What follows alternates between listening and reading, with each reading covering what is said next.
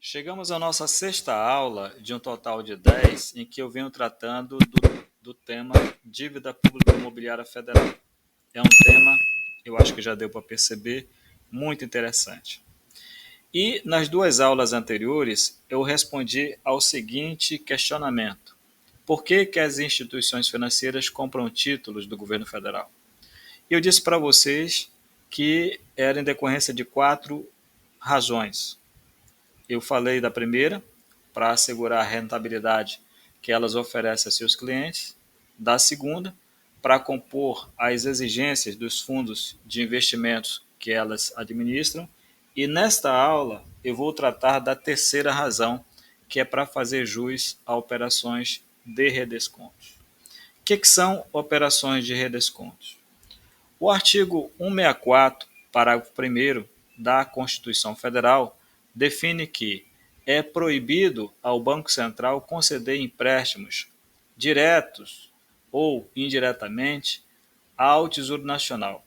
No entanto, ele pode conceder empréstimos a instituições financeiras.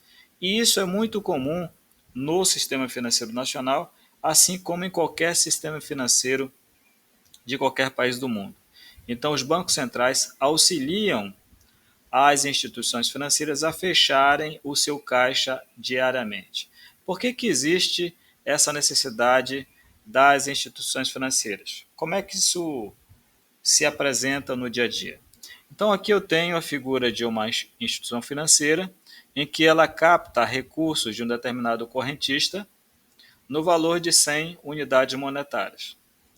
Só que esse dinheiro que ela capta não fica com ela. Ela automaticamente transfere a um outro correntista dela sob a forma de empréstimos. Então, do total que ela captou, uma parte ela migrou para outro correntista, fazendo a chamada intermediação financeira. Percebam que, na verdade, essa instituição financeira possui apenas 20 unidades monetárias com ela, mas o correntista A depositou 100. É possível que no momento seguinte o corretista A saque 40 unidades monetárias do total de 100. Na conta dele ele tem esse saldo. Só que a instituição financeira não tem esse saldo. Veja que ela emprestou 80. Então ela possui com ela 20 unidades monetárias. E o correntista A precisa de mais 20 para fechar 40. A pergunta é, como é que ela consegue os outros 20? A primeira solução é buscar os 20 no próprio sistema financeiro, junto a uma outra instituição financeira. Então, ela tenta obter os 20 aqui, então, para transferir os valores para o correntista A.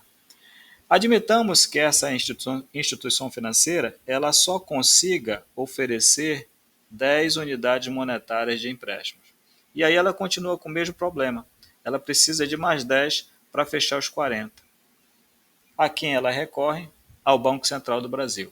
Então ela vai até o Banco Central para conseguir essas 10 unidades monetárias que ela precisa para fechar a conta junto ao seu correntista A.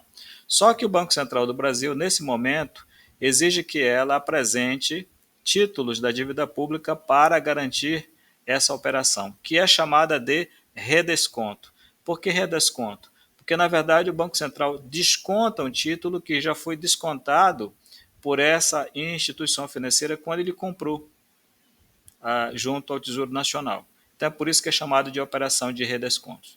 Perceba, então, que o Banco Central, ao emprestar recursos para essa instituição financeira, ele ajuda ela a fechar a sua conta. Isso acontece em todo o sistema financeiro nacional.